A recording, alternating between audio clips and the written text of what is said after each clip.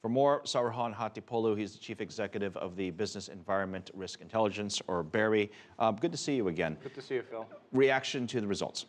Reaction to the result, what a difference 5 months makes. That's all I can say. In June, this could not even be thought of that this would happen after the snap elections are called. But President Erdogan, especially as the president who's supposed to be away from politics, got involved personally, helped the AK Party to sweep to power again. So he's back in power, and I mean, do you think this is ultimately good long-term for the country? It could be, but based on what the party has been doing in the past 5 years, I would say, all the indications are showing the continuation of negative factors coming in again, economics as well as politics of it.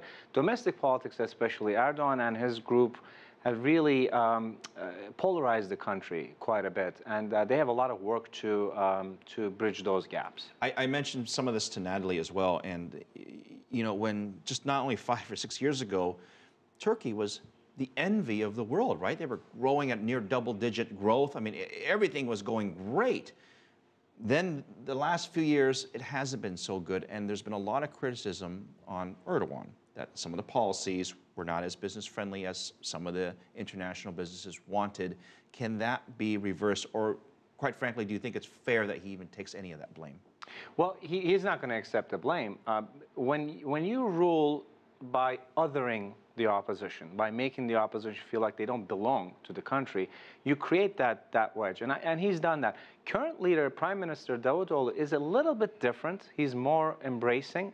At least he acts like he's embracing. So they do have this opportunity to bring together a very divided nation. Again, they're going to be the single party, and they have a historic chance to bring different opposition parties under one umbrella. As you know, the Kurdish party right now is in the parliament, which is the first time ever in the country's history.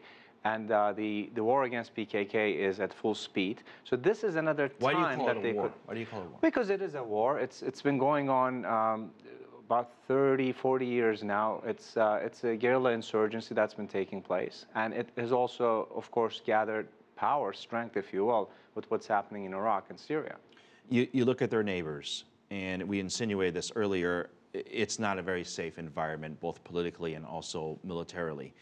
This is a big challenge for whoever is in office. How do you make the economy grow when you're worried about getting blown up at the borders, and you're worried about 2 million refugees coming across the border that you ultimately have to take care of, and there's a real lack of resources?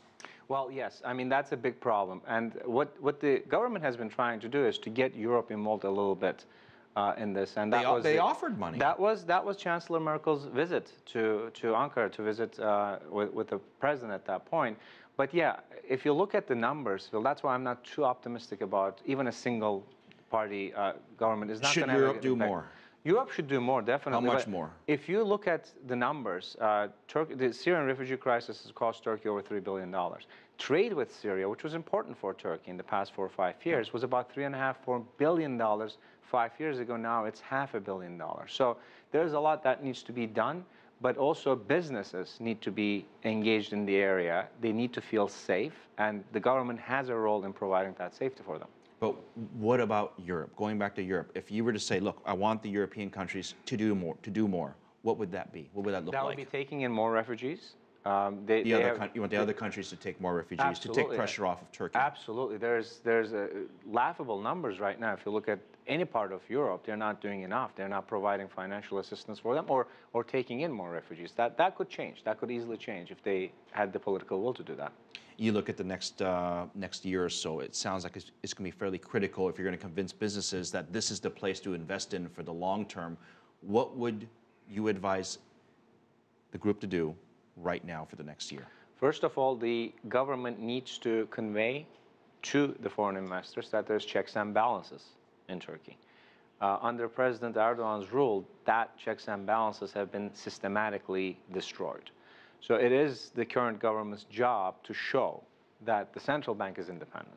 They're not going to play with the interest rates when the president stands up and says, you've got to lower interest rates because high interest rates cause inflation, some economic formula that I still don't understand to this day. So they have to show that checks and balances exist in Turkey. That's number one. A very big challenge A lot of issues to deal with. Absolutely. All right, good to see you, Saruhan.